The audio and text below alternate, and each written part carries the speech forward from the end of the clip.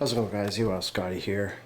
Recently did a video regarding using SWR meter to tune some CB antennas, and I had these three antennas that I salvaged from the junkyard, from the tops of transport trucks, that I was pretty stoked to use because they look really. I just like the look of them. They look good antennas. Then I got this cheap one here from Princess Auto. This was about 20 bucks.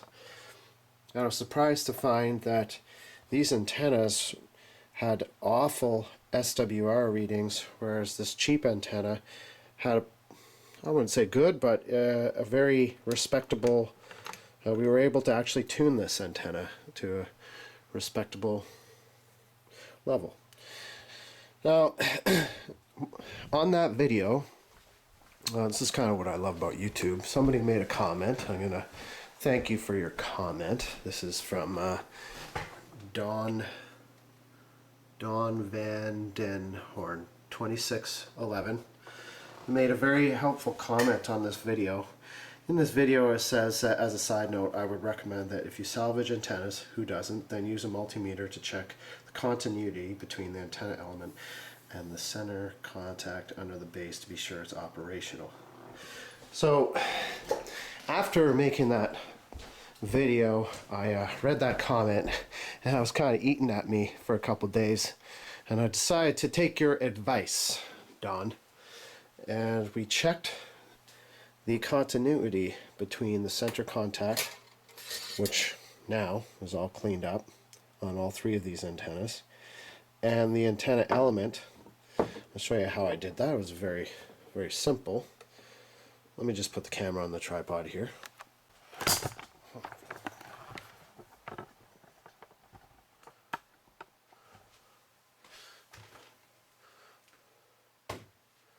Alright, yeah, so like Don was saying, this is a multimeter here. The lighting's not very good, huh? I'll just move the camera a little bit. Maybe we'll just change the angle a little bit here. That's better. It's a little better, yeah. So basically, what I did is just take the multimeter to the continuity setting, right? And when I checked the center contact in this antenna with the antenna element, I wasn't getting anything. And that was true for all three of these antennas. All three of them were open, not connected whatsoever. But now, as you can see, they are. So let's check this one here. That one's good. But previously, none of these antennas were actually working at all. So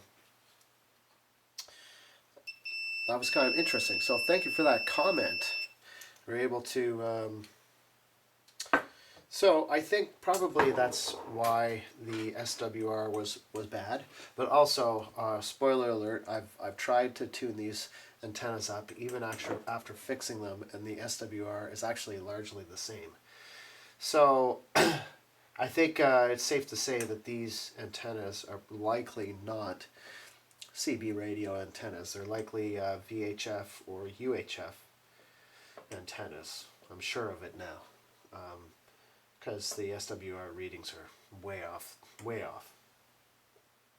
to the point where it doesn't, it just doesn't seem like it would be tunable. But anyways, one interesting thing though, in sort of discovering that, is that in order to fix these, I had to take them apart. I had no idea that they actually came apart. So, I mean, let's look at that now. And actually, taking them apart was pretty interesting. They all have sort of a different coil setup in them, so on and so forth. Let me just raise the camera here just a little bit. And maybe just a little bit more. Yeah. These actually, if you twist them hard enough, they're actually glued, by the way. This little plastic piece here, it has a thread to this chrome piece, but it's glued on from the factory. But I was able to break the glue just by twisting it really hard. And if you twist that really hard, take this chrome piece off, and it reveals the coil. There's a coil in there. Now this part of the antenna, here, I'll show that. I'll take the camera off just a sec here. We'll look inside. It's really just, there's not much to it. If you look at it, I mean, it's really just, chrome base with a plastic screw top, which is connected to the antenna. And then you've got your set screws here for tuning the antenna. That's all that part is. The bottom part, there's a coil. And on this coil, they're all different, which is pretty interesting. So what would happen with this one is that these contacts had gotten corroded. The water got in there and they got corroded, and they weren't making contact very well, and the inside of this was all corroded too. So I cleaned all this up, cleaned the coil up, cleaned this part up, and that's all that this is. So that goes on there like this. Now these two are largely the same size, and they've got the same length antenna, more or less.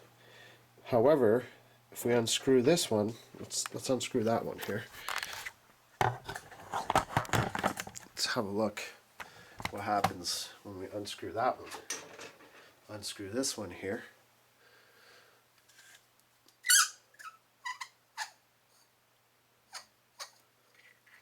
And this coil here, same thing here, just a chrome base element.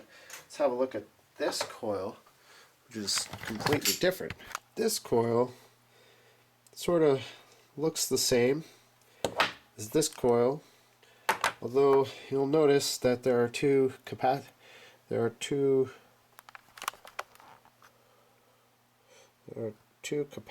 here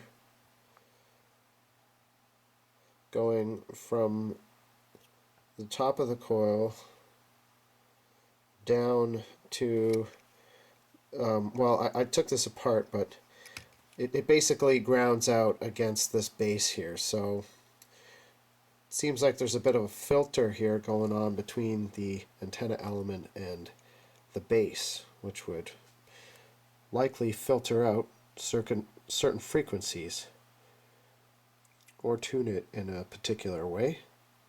So although these two antennas looks the same, they're likely tuned very differently, and they have some different markings down here on the bottom. So that's pretty interesting.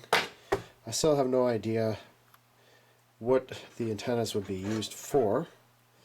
Now the next interesting thing is this antenna. We'll do the same thing with this one. We'll unscrew this one and see what kind of coil we have in here.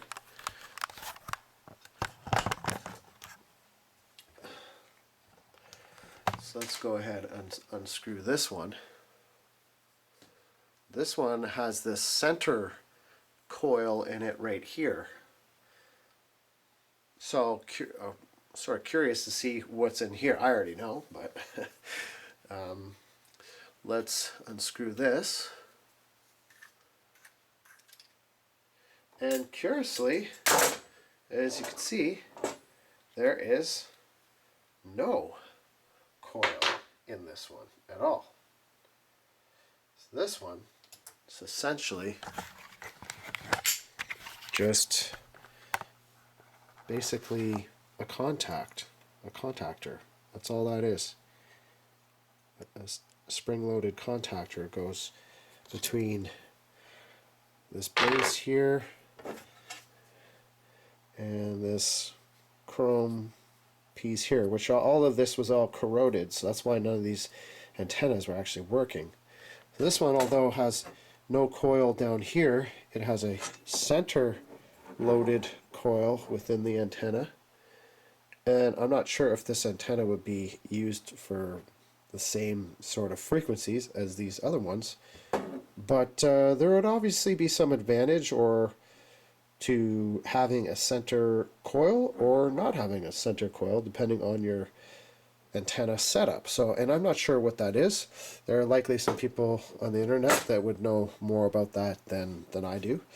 I just thought that was really interesting, especially these two. They looked exactly the same, although they're obviously not. There's some kind of a filter circuit on this one. So really not sure. Not sure what's going on there, but I've got this little antenna here. This thing's crazy. That came on one of my CB radios, actually. That little thing there. I don't know. Pretty useless, but anyhow, I thought that was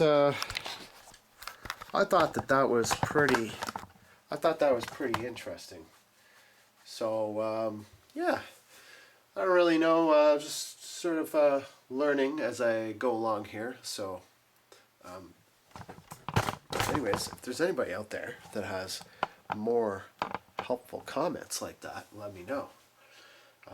I am going to be purchasing a tool called a grid dip meter, which I think will help me find the resonant frequency of these antennas, which will verify whether or not they're CB antennas. I'm pretty sure they're not, but I'd like to have a tool to be able to determine that for sure. So once I get the grid dip meter next week, then maybe we'll come back to these antennas and see what we can find. And in the meantime, I think I'll buy a proper CB antenna, like a K40 or like a Wilson or something, and for my car. And so we'll set that up, and that'll be a whole other video too. So kind of interesting, just a short little video here today. It was rough night at the bar last night, so hopefully tonight will be better. And maybe we'll hook the CB radio up on the way to town and have some fun there. So anyways, guys, I thought that was interesting. I thought you guys would enjoy seeing that, so that's why I'm putting this on here. And I hope everybody's had a great day, and we'll see you in the next video.